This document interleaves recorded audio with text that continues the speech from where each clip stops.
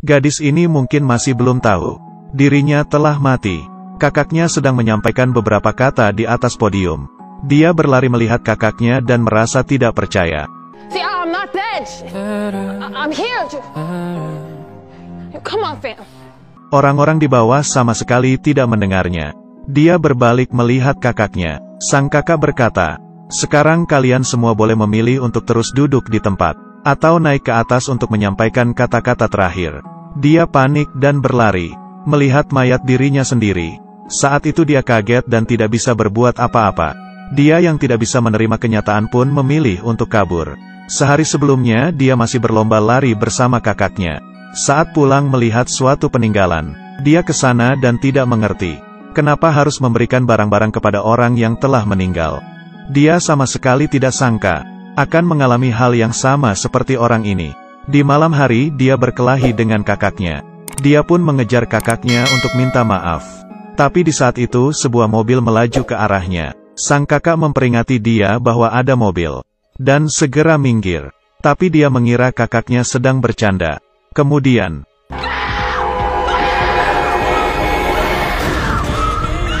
di saat siuman sudah keesokan harinya, dia bangun dari jalanan, dan melihat semua orang berjalan ke arah gereja.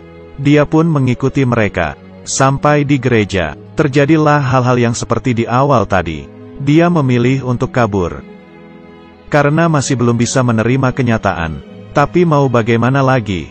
Dia datang ke tempat kecelakaan. Di sini dia melihat barang-barang yang ditinggalkan orang kepadanya. Kali ini dia merasa bingung. Bila dia sudah mati, kenapa dia masih ada di sini? Bukannya aku harusnya sudah terbang ke atas? Dia pun mencoba melompat.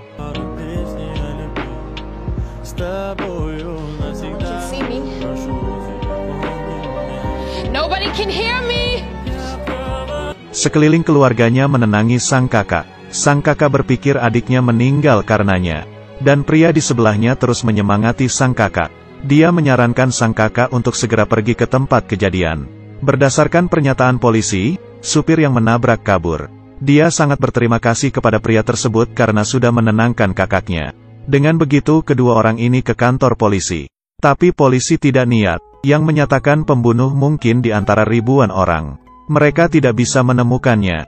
Sang kakak kesal, dan langsung melempar barang di meja. Kemudian pergi dari tempat tersebut. Saat itu Tuka baru tahu, semua orang tidak bisa melihatnya. Dia pergi ke tempat gerombolan preman. Dan sampai di lapangan basket. Dua preman sedang berbincang tentang kecelakaan beberapa hari yang lalu. Polisi tidak menemukan plat mobil. Mereka hanya tahu mobilnya berwarna hijau. Harus bersembunyi di bengkel Lex. Iya, Tuka pun mendapatkan informasi. Tuka sudah mengetahui dirinya telah mati. Karena aku tidak mati. Aku ada di sini. Tidak ada orang yang bisa melihatnya. Dia pun pergi mencari tahu informasi mengenai kecelakaan tersebut. Dia mencari kakaknya, ingin memberitahukan informasi tersebut. Dia berteriak ke arah kakaknya.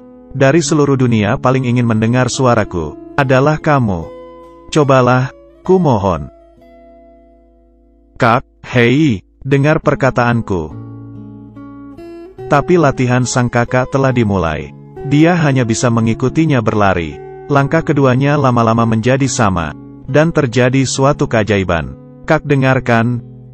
Bengkel Lex. Lex. Sang kakak mendengar sekilas suara adiknya. Bengkel Lex. Sang kakak mengira dia sudah berhalusinasi. Tapi dia tetap pergi ke bengkel Lex. Tuka juga mengikutinya. Mereka masuk ke dalam bengkel. Dan ternyata menemui mobil yang menabrak adiknya. Membuka kain ternyata masih ada bekas minyak. Saat itu seorang pria masuk ke dalam. Tuka yang berada di sampingnya menyuruhnya untuk segera lari.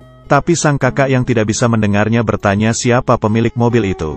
Dan pria itu menjawab, ini bukan mobil yang menyebabkan kecelakaan. Sang kakak yang emosi pun mengambil tongkat.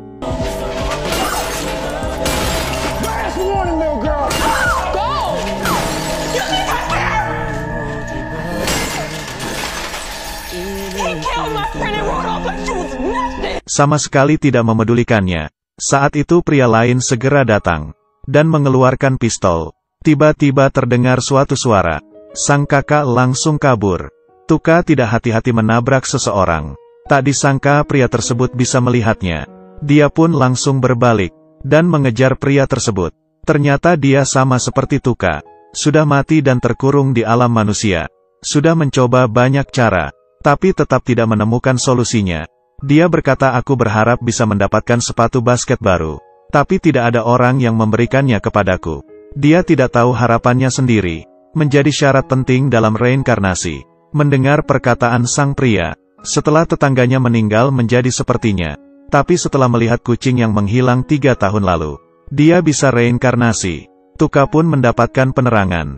Harapannya adalah kakaknya bisa memecahkan rekor, lalu diterima di universitas. Di sisi lain sang kakak demi bisa mendengar suara adiknya. Dia memutuskan berlari untuk mencoba keberuntungannya. Kemudian, sang kakak mendengar lagi suara Tuka.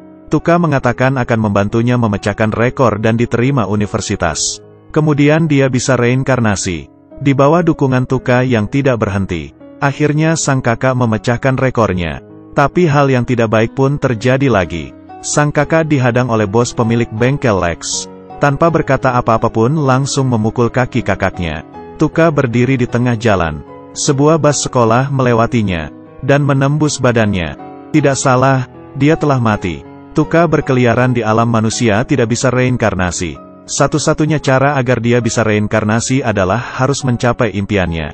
Yaitu membantu kakaknya mendapatkan nilai bagus dan diterima di universitas. Tapi saat itu sang kakak mengalami pukulan. Dan baginya, kaki adalah hidupnya. Sampai di hari perlombaan, sang kakak tidak memedulikan kata pelatih dan tetap memilih untuk ikut lomba. Karena dia ingin adiknya reinkarnasi. Dia mengeluarkan segala hasil dari latihannya. Terus berusaha keras. Tapi pada akhirnya dia terjatuh. Tapi dia tetap merangkak menuju ke garis akhir. Tuka yang melihatnya pun tidak bisa menahan nangis. Mereka ke atap gedung. Meski dia tidak bisa berlari lagi. Tapi dia tahu Tuka masih berada di sampingnya mendampinginya. Tapi karena dia tidak bisa membantu adiknya reinkarnasi. Dia merasa sangat sedih. Dan di saat itu, sang kakak melihat sebuah sinar. Melihat adiknya dan bisa menyentuhnya. Tapi tidak lama. Tiba-tiba cahaya itu menghilang. Tuka akan reinkarnasi. Kemudian menghilang. Waktu kembali ke waktu kejadian. Sang kakak berada di sampingnya. Seperti sedang mimpi aneh. Tuka sangat gembira. Setelah bangun dia masih melakukan hal yang membingungkan kakaknya. Dia menghabiskan tabungannya untuk membeli sepasang sepatu.